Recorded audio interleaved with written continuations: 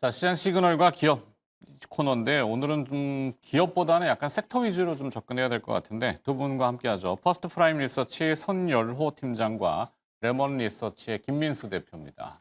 어서 오십시오. 안녕하십니까. 자, 그래도 뭐 어떤 섹터 정리를 좀 해봐야 되는데 이슈 타이틀을 봐야 되니까요. 김유정 아나운서 시그널을 좀 정리해 주시죠. 네, 첫 번째 시그널 함께 체크해 보도록 하겠습니다. AI가 정말 버블인지 이렇게 빠져야 하는지 오늘 그 내용들 함께 알아보도록 하겠습니다. 간밤 엔비디아의 호실적에 상승 출발했던 엔비디아 기술주 반도체 나스닥이 일제히 하락 전환하며 마무리했습니다. 결국 그 이유는 AI가 투자는 튼데 돈은 언제 버느냐라는 이 수익성에 대한 의구심이 함께 들어왔고요. 엔비디아에 대한 매출 채권이 증가하면서 정말 갚을 수 있는지에 대한 의구심이 함께 등장했습니다. 최근엔 특히 개개인 인물들 발언들에 심리가 크게 영향을 받고 있는데요.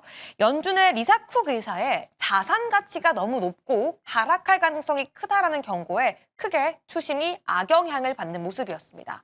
오늘 국내 시장 역시 그 흐름에 연동되고 있는데요. 하지만 악재만 있을까요? 분명히 증권가에선 중장기적으로 반도체의 슈퍼사이클을 예측하고 있는 것도 사실인데요. 이 반도체 수요의 생산자 물가 역시 두 달 연속 상승하면서 한국은행 물가통계팀 같은 경우에는 디램이나 플래시 메모리 등 메모리 반도체 수요가 나날이 증가하자 반도체 가격이 꾸준히 상승하고 있다고 전망했습니다. 이 무엇보다 트럼프 행정부에서는 반도체 관세 100%를 미룰 가능성까지 이야기하고 있는데요. 결국엔 트럼프 역시 지지율 하락을 부담으로 느끼고 있고 연말 쇼핑 시즌을 앞두고서 관세를 인상하고 싶지 않다라는 의견까지 함께 내비치고 있습니다. 이러한 흐름 속에서도 호재보다는 불안감에 집중하며 주가가 일제히 하락하고 있는데요. 삼성전자 4%대 하락하고 있고요. SK하이닉스 8%대 하락하면서 오늘은 전공정, 후공정 장비땀, 디램 등 반도체 섹터가 함께 조정받고 있습니다. 과연 현 시점 AI 버블에 대해 저희는 어떻게 전망해봐야 할지 하루하루 달라지는 그 불안감과 기대감 지금 바로 함께 점검해 보겠습니다. 자, 봐야죠. 볼 건 봐야 되니까. 대차 대조표, 회계장부를 열어보면은 자산과 부채 항목이 이렇게 나눠져 있죠. 두 개가 이제 똑같아야 된다 그래서 밸런스 쉿, 영어로는 그렇게 표현합니다. 자, 근데 자산 항목에 보면 이제 매출 채권이라는 게 있고 부채 항목에 보면 매입 채무라는 항목이 있어요. 자, 근데 이제 엔비디아의 어제 실적이 나오면서 처음에는 타이틀 수치가 워낙 서프라이즈 했고 예상을 다 뛰어넘고 뒤에 컨퍼런스 콜을 하는데 자신감을 목소리 떨림 없이 쭉쭉 피력을 하는 바람에 저도 속았네. 속았다고 표현하는 게 좀 그렇죠. 어쨌거나 시세를 보면은 오르다가 떨어졌으니까 그거는 뭐 실망했다고 봐야 되는데 그러면서 나온 얘기가 이제 매출 채권 얘기입니다. 자, 두 분의 의견 얘기 들어보죠. 어느 분이 먼저? 제가 먼저. 네. 일단 저도 문득 이렇게 IMF 때가 생각이 나더라고요. 음. 그때 제가 초등학교 2학년이었는데 네. IMF가 나오기 전날까지도 우리나라는 괜찮다라고 이야기를 했었고 저 역시도 지금 방송을 보시면서 우리가 부정적인 이야기를 하는 것보다는 희망을 들을 수 있는 이야기를 하는 게 맞다라고 판단했습니다. 근데 그렇죠. 앞에서 유정 아나운서께서 좋은 이야기를 하셨는데 귀에 잘 안 들어오더라고요. 그래서 제가 만약에 지금 현 위치가 버블이냐라고 했을 때 지금은 아닌 것 같지만 2주 뒤나 4분기 실적 확인하고 나서는 조금 더 명확하게 말씀드릴 수 있을 것 같다라고 판단하고 있고 저는 목에 칼이 들어와도 버블이다라고 말을 못 할 것 같아요. 제가 막 식은땀을 흘리거나 그러면은 저 친구 버블이라고 느끼면서도 먹고 살려고 버블이 아니라고 이야기를 하는구나. 인지의 부조화? 예, 약간 그런 생각은 그건데 입은 따로 노는. 입은 따로 말하고 있는. 그래서 저는 일단은 이 반도체랑 AI 산업의 중요성과 성장성에 대해서는 의심을 안 하고 있지만 지금 방송을 보시는 시청자분들의 손실폭이 커지고 있고 이 투자는 기계가 진행을 하는 것이 아니고 사람이 하는 것이기 때문에 기술적 분석을 해봐야 된다고 판단합니다. 근데 지금 보면은 삼성전자 같은 경우는 아직 단기적 박스권을 이탈하지 않았고 SK하이닉스는 이탈했습니다. 그다음에 코스피나 코스닥 같은 경우도 이탈했습니다. 그럼 여기서 봐야 되는 건 우리가 그냥 단기 박스권과 21선을 이탈했다고 후퇴를 해야 되느냐.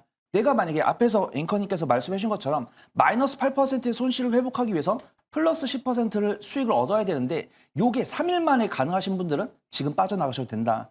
근데 지금 방송을 시청하신 분들과 우리 주변에 있는 개인 투자분들께서는 제가 한 100명이랑 이야기를 해보면 99명이 손절을 못합니다. 그럼 지금 방송을 들으신 분들 중에서 내가 빠져나가야 된다, 정리를 해야 된다라고 이야기를 해도 어차피 못 나가신다는 거예요. 그래서 내가 지금 갖고 있는 종목이 실적이 나오는 종목이냐 안 나오는 종목이냐 그걸 말해봐야 되는데 지금 우리가 첫 번째 섹터로 말하고 있는 반도체랑 전력설비랑 원전 같은 경우는 실적이 나오고 있는 섹터이기 때문에 기다려봐야 된다. 그래서 오늘 단기적인 박스권을 처음 이탈했지만 3일 안에 돌아온지 봐야 되고 제가 지금 뭐 코스피라든가 SK하이닉스라든가 삼성전자 이런 종목들 수급들을 봤을 때 갭으로 움직이고 있습니다. 네. 지금 이 시장에서 이 종목을 트레이딩하는 사람들도 모른다라는 거예요. 그다음에 오늘 이제 저는 전약 후 약보합이나 보합을 예상하고 있습니다. 마이너스 3.5%까지 밀렸다가 한 마이너스 1.5나 아니면 마이너스 0.5 이때까지는 올라올 거다라고 판단해요. 근데 그 안에서도 이제 반등이 나오는 섹터는 그마다 다른 것 같고 그 부분은 뒤에서 이야기할 거고 저는 반도체 같은 경우 사이클이 2026년까지 이어질 거다라고 판단을 하고 있고 근데 그 고점 피크가 조금씩 짧아지고 있습니다. 2026년 하반기까지 사이클이 될 거다라고 보이고 지금 같은 경우 2026년 상반기 그다음에 엔비디아 실적 발표를 보면서도 제가 종종 말씀을 드렸던 키워드가 뭐냐면 전년 동기 대비해서 실적 절대치는 증가를 했지만 매출 총이익률, 영업이익률은 감소하고 있다. 그다음에 어떤 분께서 통계를 내주셨는데 최근에 엔비디아가 실적 발표를 호실적을 발표한 주기가 한 12개 분기 정도 된다고 합니다. 이제 4년 연속 좋은 실적을 발표했죠. 근데 4년 연속 좋은 실적을 발표하면서도 12번 중에 4번 주가가 올랐고 8번은 떨어졌다라는 통계를 내주셨더라고요. 근데 이것도 한 하루, 3일 정도로 통계를 기간을 하면은 그게 맞습니다. 근데 이 통계 기간을 2주, 한 달로 늘리면 결국 다 올랐어요. 그런 부분들이 현재 시장에서 판매되고 있는 반도체 ASP라든가 글로벌 전반 기업들의 수주 내용 이런 것들 보면 맞다라고 판단하고 있고 제가 가장 염려했던 건 이것도 제가 하나가 이제 엔비디아 매출 총익이 떨어지고 있다는 거랑 기업들이 약간 출혈 경쟁을 하고 있다 이런 이야기를 했습니다. 그래서 우리도 뭐 어떤 산업을 키우기 위한 펀드 이런 이야기를 했을 때 저는 다행히도 우리 매일경제 시청자분들 걱정이 안 되는 게 뭐냐면 제가 이런 보수적인 스탠스 단어를 말했을 때 손 팀장이 저런 이야기를 하는 게 이해가 된다라고 하신 분들이 대주류이기 때문에 저는 네. 걱정이 안 됩니다. 저는 근데 만약에 제가 이런 이야기를 들었을 때 아이고 저 친구 왜 이렇게 간이 작냐 이런 댓글이 있었는데 요즘 없더라고요. 그만큼 저는 걱정이 안 된다고 판단하고 있고 과밀도권이라는 것도 저는 좀 이해가 됩니다. 네. 우리가 7월부터 현재까지 삼성전자랑 SK하이닉스의 외국인 순매수가 약 22조, 24조 정도 순매수가 들어왔다는 거 다 아시잖아요. 그다음 제가 종종 보고 있는 게 삼성전자랑 SK하이닉스의 토탈 그 기간 동안 외국인의 순매도가 한 12조에서 14 정도 나온 걸로 체크하고 있습니다. 그래서 만약에 이 과매도라는 인식이 매수한 자금의 절반 이상 나와야 매도냐 아니면 매수한 자금의 3분의 1 이상 나와야 과매도냐 이런 부분에 대해서는 저는 좀 다르다라고 판단하고 있는데 저는 아직은 순 매수한 자금의 3분의 1 이상 매도 나왔고 절반 정도는 매도가 안 났기 때문에 저는 일부 과매도는 맞다라고 판단합니다. 근데 만약에 저는 우선은 제가 말씀드린 섹터에 대해서 매수 의견 드리겠지만 만약에 제가 자리를 떠나고 나서 이틀이나 3일 정도 외국인의 순 매도가 그치지 않거나 추가 매도가 나왔을 때는 조금 투자 전략을 바꿀 수 있는 그런 시점 같다. 거기 좀 말씀을 드리도록 하겠습니다. 네. 뭐 열심히 방어적인 얘기를 하셔갖고 한 10포인트 정도는 좀 줄여놓은 것 같은 코스피. 그러면 김민수 대표가 또 한 20포인트를 또 줄일 수 있을지. 자, 들어가자 이런 느낌으로. 예. 시장에 항상 희망을 가져야죠. 자, 그 AI 거품론의 버블론에 대한 거는 엔비디아가 아니라 빚을 내서 데이터 센터를 짓는 데에 있다. 그리고 이제 매출 채권 얘기는 그렇게 돈을 잘 버는데 왜 현금이 이렇게 안 들어오지? 라고 하는 의심, 이런 병, 의심병이라고 제가 표현하긴 합니다만, 자, 어떻게 생각을 하세요?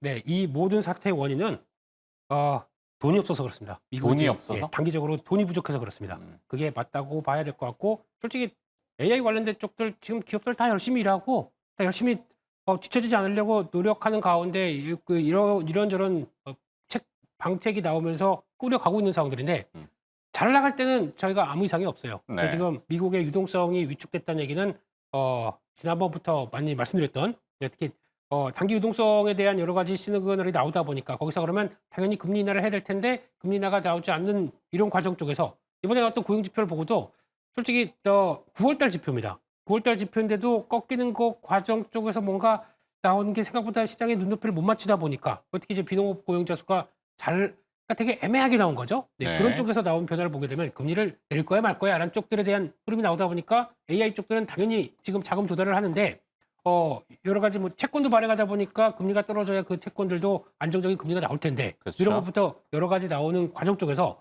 일단 셧다운 때 나왔다 보니까 재무장고 쪽에서 쌓아놨던 것들이 이제 막 풀리는 과정 쪽에서 시원하게 들어오지 않다 보니까 금리 인하까지 해줬으면 좋겠다는 여러 가지 상황들이 다 연결돼서 나오는 변화라고 하게 되면 그러니까 원래 내가 돈이 없으면요 좀 짜증스럽게 변합니다. 세상이 좀 비관적으로 보이고요. 뭐 그러다 보니까 주머니가 좀 얇으면은 그렇다. 지갑이 얇으면 뭐 그렇다는 얘기는 예전에 뭐 다 겪어보다 보니까 그렇게 네, 되더라고요. 네. 그래서, 그런 관점 쪽에서 아마 시청자 여러분들이 다 여유가 있으시니까 네. 지금 상황들을 그런 시장의 변화가 좀 민감하게 들어올 때다라고 하게 되면 이게 언제 변화가 되느냐? 일단 FOMC 금리가 점도표만 보게 되면 금리 인하하는 게 맞아요. 맞는데 중간중간에 이제 나온 지표가 보이는 게 없다 보니까 이거를 해야 돼 말아야 돼 이런 식의 흐름들로 나오고 있는데 아마 지금 상황으로 보게 되면 그래도 금리는 인하 쪽에 일단 무게를 두고 좀 대응하는 게 맞지 않나. 특히 QT 관련된 쪽에서 네. 그만 종료된다고 하더라도 어느 정도 숨통이 트이는 과정들이 나온다라고 하게 되면 일단 지금은 이런저런 얘기 나올 때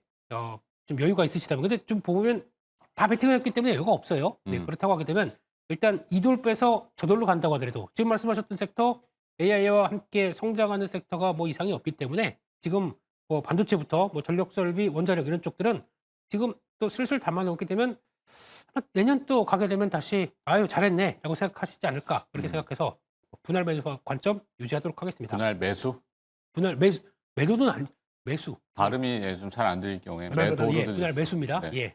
어찌 됐건 지나놓고 보면은 이것도 하나의 과정이겠죠. 근데 이제 지나가는 과정이 상당히 거칠기 때문에 또 힘들고 눈으로 보여지는 것들이 있어서 자 일단은 돈이 회전을 하면은 이 얘기들은 이어질 수 있죠. 헤지펀드의 대부라고 칭해지는 레이 달리오라는 사람이 어제 또 얘기를 했어요. 현재 약간 시장에 거품은 있지만 이걸 터트릴 요인은 없다.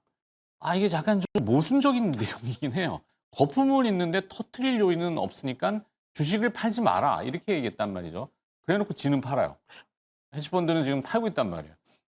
약간 조금 넌센스긴 한데 그들 뭔가를 본 것 같다는 느낌이 좀 지울 수가 없어서 찜찜한 거죠. 그러니까 팔고 나서 나중에 다시 또 사겠죠. 사긴 할 텐데 제가 좀 찝찝하게 자꾸 보이는 것들이 있어서 그게 이제 엔비디아의 매출 채권 이슈이긴 합니다만 하여튼 돈이 돌지 않는다. 금리 인하는 근데 사실 데이터의 기준을 해야 되잖아요. 페드의 맨데이트라고 하는 책무는 항상 고용 지표와 인플레이션, 물가인데 고용 지표가 어제 반짝 또 올라와 버렸고 그다음에 물가는 아직 3%에서 끈적끈적하단 말이에요. 내려오질 않고 있고. 근데도 금리를 인하한다? AI를 살리기 위해서? 이건 명분이 아니죠, 페드에. 근데 트럼프 대통령은 인하하라 그러잖아요. 그러면 트럼프의 말을 듣고 인하를 해서 돈이 계속 빙빙 돌리거나?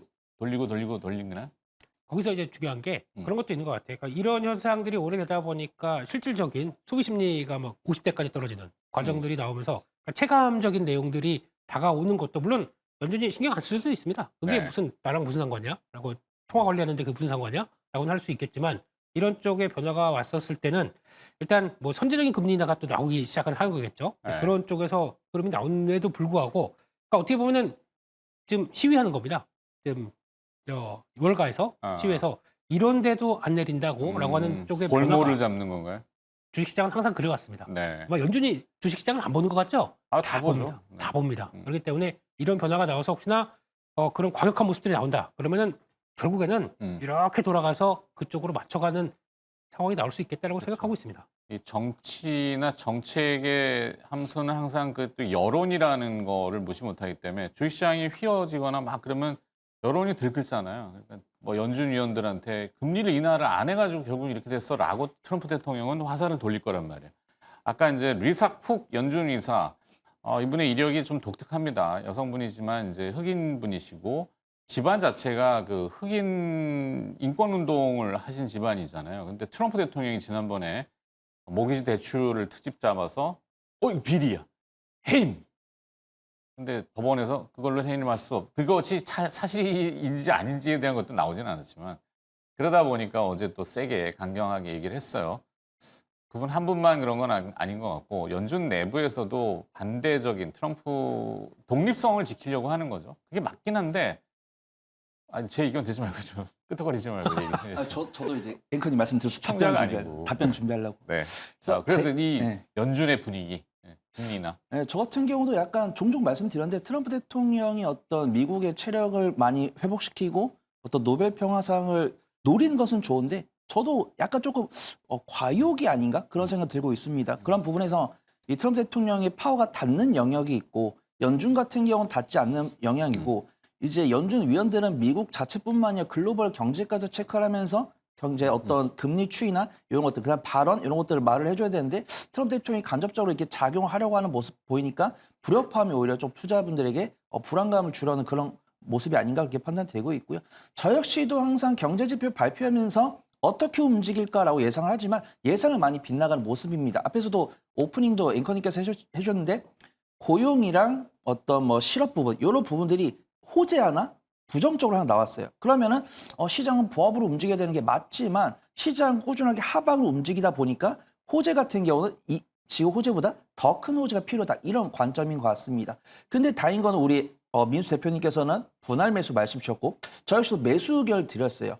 매수 의견 드릴 때 내가 어떤 종목을 다 사기보다는 저는 제약바이오에서 가장 그 부분을 중요시하게 여길 건데 이런 이야기 있잖아요. 물려도 대장이 물려라. 그래서 제가 이제 반도체 이야기할 때도 SKS랑 삼성전자는 반드시 사시고 삼성전자랑 SKS를 보유하고 있는데 반도체를 더 사고 싶다라고 하신 분들은 뭐 기판도 말씀드리고 뭐 HBM 장비도 말씀드렸습니다. 근데 전 여기서 삼성전자, SKS를 더 사야 된다라고 말씀드린 이유는 전문가들 중소형주를 말씀드린 이유는 중소형주가 대형주보다 변동성이 크기 때문이죠. 근데 지금 반도체 봤을 때 삼성전자랑 SK하이닉스가 오히려 그런 소부장보다도 일간 배수의 큰 모습 보여주고 있습니다. 2주간 보여주고 2주간 매수 의견 들었을 때는 손실이 아니었는데 안타깝게도 전거래일 고점에서 사신 분들 제외하고는 반도체는 손실 중인 분이 안 계실 거다라고 판단해요. 만약에 전거래일 고가에서 사신 분들도 만약에 내가 사가지고 현금이 하나도 없다라고 하신 분들은 조금 더 지켜볼 수 있을 것 같고 내가 만약에 손 팀장이 저번 주에 반도체 살 때도 현재가로 막 사지 말고 3등분 하라지 않았냐. 그래서 내가 3분의 1만 사고 3분의 2 같은 경우는 보유 현금을 갖고 있다라고 하신 분들은 만약에 오늘 3.5에서 마이너스 1.5까지 올라왔을 때는 매수를 해도 되고 마이너스 3.5에서 마이너스 2.5 위로 못 올랐을 때는 오늘은 관망하시고 다음 주에 다시 접근해보자. 그런 관점을 좀 갖고 있습니다. 네. 자, 그럼 두 번째 주제로 좀 넘어가 볼까요? 뭐 이가 없으면 잇몸으로라도 뭐 대체에 대한 얘기인 것 같은데 김유정 아나운서 어떤 내용이죠? 네, 두 번째 시그널은 제약바이오 섹터와 함께 짚어보도록 하겠습니다. 지금 시장에서 제약바이오 섹터가 대피처가 되어줄 수 있을까요? 학회나 기술 이전 기대감 있는 기업들은 최근 연일 그 상승 흐름 이어주는 모습 체크가 되고 있습니다. 특히나 간밤에 기술주부터 반도체까지 미국 시장에서 일제히 하락하는 모습 보이긴 했지만 헬스케어 섹터만큼은 선방해주는 모습이었는데요. 이 대장주 일라일리도 약보합을 마감했고요. 존슨앤존스 역시 상승하며 마감하면서 제약주에 대한 기대감은 여전한 모습 확인됐습니다. 특히 최근 비만 치료제 회사 메스테라를 인수했던 빅파마 화이자가 추가적으로 비만 치료제 회사를 인수할 수도 있다는 소식이 들려오자 국내 비만 치료제 시장 역시 그 기대감은 이어지고 있는데요. 특히 오늘은 그 안에서도 D&D 파마텍이 무상증자의 효과가 지속되면서 그 상승 흐름 이어지고 있습니다. 오늘은 소폭 하락하고 있지만 알테오젠 역시 추가 기술 이전과 함께 코스피 이전 상장 기대감도 남아있다라고 시장은 기대하고 있고요. 특히 일정상으로는 11월 24일에 주목해 보셔야 되겠는데요. 삼성 에피스홀딩스와 삼양 바이오팜이 다시 한번 코스피에 재상장을 합니다. 모회사에서 떨어져 나와 시설되어 재상장하는 만큼 시장에서 투자의 매력도가 증가할 수 있다는 전망까지 함께 들려오고 있습니다. 올해도 좋았지만 내년은 더 좋을 거라고 기대하고 있는 이유가 있는데요. 바로 글로벌 시장에서 빅파마들의 임상 결과 이벤트가 줄지어 나올 예정입니다. 일라일리, 머크, 존슨앤존스, 노브노디스크까지 관련 국내 기업들도 다수 포함되어 있는데요. 과연 현 시점 제약바이오 섹터 어떤 전략이 필요할지 지금 바로 함께 알아보시죠. 자, 미국에서 요즘 등장하는 단어들이 시장이 이렇게 거칠게 조정을 받을 때는 그전까지 있었던 그 기대감과 뭐 선순환, 그래서 everything 랠리, 모든 게 다 랠리를 펼치는 거죠. 막 금 가격도 오르고 비트코인도 오르고 뭐 주식도 막 날아가고 채권 가격도 막 날아가고 이런데 최근에 이게 확 뒤바뀌었어요. everything falling이라는 단어로. 그래서 어제 비트코인이나 가상자산도 요즘 러프하죠. 굉장히 거칠어요. 상당히 속상한 부분도 있고 거기다 보니까 스테이블 코인 얘기는 쑥 들어가 버렸잖아요, 지금. 그런데 여기서 대체제를 찾아서 제약 바이오다라고 할 수 있는지 제가 좀 약간 그것도 의문이긴 합니다만 그래도 돌파구가 있다? 근데 좀 시류 파악은 좀 필요해 보입니다. 저는 원래는 제약 바이오보다 반도체를 좋아했습니다. 근데 네. 오늘은 제약 바이오에 좀 손을 들어야 된다고 판단하고 있고 지금도 이제 김유수 대표님과 제가 열심히 땀 흘리면서 이야기를 하면서 시장이 반등을 하고 있는데 그 반등에는 제약 바이오가 제일 센 것으로 판단됩니다. 삼성전자, SK스도 밑꼬리가 달려 있는데 제약 바이오 같은 경우도 앞에서 유정 아나운서께서 이야기를 해주신 종목들이 가장 강한 모습이에요. 근데 저는 제약 바이오 같은 경우는 내가 잘 모르면 확실하게 대장주 위주로 보는 게 맞다라고 판단하고 있고요. 어제 제가 방송을 보니까 이런 이야기를 하더라고요. 뭐 HL 무슨 종목, 뭐 코오롱 무슨 종목 이런 종목들이 변동성이 참 크고 저 같은 경우는 일동 어떤 종목에 대해서 조금 보수적인 스탠스를 갖고 있어요. 왜냐하면 이게 일동제약이요? 네, 어떤 투자분들한테 부정적인 기억을 줬던 네. 그래서 이 기업이 어떤 임상을 진행했을 때 통과할 가능성이 있냐 없냐는 저는 모릅니다. 그 제약 바이오를 커버하는 애널리스트 분들께서 IR을 가셔가지고 물어봤을 때 그 IR 담당자가 자기네 임상이 어렵다라고 말하는 사람은 거의 없을 테니까. 네. 그럼 그런 취향을 보고 언제쯤 일정이 나올 거다라고 판단하고 있는데 그의 성공 가능성과 실패 가능성은 이 종목이 걸어온 길을 봤을 때 성공 가능성과 실패 가능성을 아마 우리 투자분들께서 약간 정성적으로 체크하고 계실 거예요. 그런 것들이 수급에도 엄밀히 나오고 있는 모습입니다. 그래서 지금 IT 전기전자랑 뭐 삼성전자, SK스 같은 경우는 외국인가 기관의 매도세가 한 5개월 넘게 나오고 있는데 제약바이오 같은 경우는 어제도 순매수, 그제도 순매수였습니다. 오늘은 순매도로 확인됩니다. 근데 제약바이오 같은 경우는 밑꼬리가 달려있기 때문에 저는 매수할 수 있다고 판단되는데 여기서 옥석 구분이 중요하다고 판단합니다. 네. 그래서 우리가 알만한 종목들, 뭐 알테오젠, 뭐 리가켄바이오, 뭐 ABL바이오, 한올바이오 파마, 보로노이 이런 종목들은 검색을 해보시면은 거의 이틀마다 3일마다 뉴스가 나옵니다. 그다음에 그 뉴스를 보면은 언제 뭐 혈액암 학회가 있는데 여기서 임상 결과를 발표할 것이다. 임상 결과 발표하고 계약이 나와야 중요한데 계약은 정확히 몇 월 며칠 나올지 아는 사람이 아무도 없죠. 알테오젠이나 ABL바이오 같은 경우도 올해 하반기나 뭐 올해 상반기에 임상 결과가 나오면서 글로벌 빅파마 기업들로부터 공급 계약이 나올 거다. 요게 가장 근소한 거였습니다. 근데 그 뉴스가 나오자마자 이제 ABL바이오가 3.2조 원 규모의 공급 계약이 나오면서 가격이 상승한 모습이고 그러면 우리는 단기적인 변동성을 선호해서 매매를 잘하신 분들께는 뭐 ABL바이오나 펩트론이나 D&D 파마텍 이미 수급이 나온 종목들을 권해드려야 되는 것이고 나는 단기적인 변동성을 선호하지 않아요 라고 하신 분들께는 그 뒤를 쫓을 수 있는 종목들을 봐야 되는데 그런 종목들은 뭐 알테오젠, 뭐 유한양행, 뭐 대웅제약, 그다음에 뭐 유한양행과 함께 따라가고 있는 뭐 오스코텍이나 아니면 이뮤노인시아 이런 종목들 괜찮다라고 판단하고 있고요. 그나마 지금 미국에서는 이제 의료 AI 관련 종목들을 보면은 뭐 온코니 테라피틱스라든가 아니면 뭐 다른 최근에 뭐 AI 헬스케어 관련 종목들 중에서 매출이 잘 나오고 있는 종목들. 근데 그런 종목들은 확실하게 매출이 증가를 하고 있는데 주가도 굉장히 좀 위험한 위치더라고요. 그래서 나는 단기적인 변동성을 선호해요라고 하신 분들은 ADC나 의료 AI 쪽, 그다음에 저는 단기적인 변동성을 선호하지 않습니다라고 하신 분들은 이미 제약 사업을 진행을 하면서 바이오 신약 사업을 진행을 하고 있고 아니면은 든든한 글로벌 전방 기업을 갖고 있으면서도 그 아래에서 신약 개발하고 있는 그런 종목들 위주로 매수를 해보시는 게 안전해 보인다. 그거 좀 평가를 하도록 하겠습니다. 네. 안전하다고 하기는 좀 그렇지만 제약 바이오 안전이 어디 있겠습니까? 그렇죠. 사실 뭐. 네. 근데도 뭐 이 항상 탐욕과 공포는 동전의 양면 얘기를 제가 많이 해야 돼요. 붙어 있잖아요. 네. 이렇게 뒤집으면 공포고 이렇게 뒤집으면 또 탐욕이고 기대감이란 말이에요. 그러니까 시장이 이렇게 뭐 조정을 받아도 그냥 제약바이오 움직이면은 야 여기가 또 피난처인가 보다라고 해서 글로 또 수급이 쏠릴 수도 있거든요. 뭐 재료는 뒤에 후행하더라도 네. 김민수 대표가 보시는 제약바이오의 어떤 근거 포인트가 좀 있을까요? 딱 그거죠. AI 아닌 거 찾습니다 지금. 아, 네, 그러다 보니까 제약바이오가 AI 바이오는 그거는 애매하는 중간인가요? 그러면 AI 로봇 뭐 이런 것들도 걸치다 보면 조금 그런 모습들이죠. 그러니까 네. 지금 시장 오늘 보니까 또 소비주 강하고요. 또 이쪽들 강한 거는 일단 불은 지표 났는데 거의 AI 쪽에서는 일단 좀 관망해야 될 거고 가다 보니까 찾아서 가는 수급들이 여기서 벌어진다라고 봐야 될 것 같습니다. 네. 어차피 바이오는 금리가 못 올리거나 유동성이 흔들린다 그러면 못 가요 또. 근데 그럼에도 불구하고 지금 하나의 대피처 역할로 하고 있다는 게 가장 중요한 변화라고 봐야 될 것 같은데 네.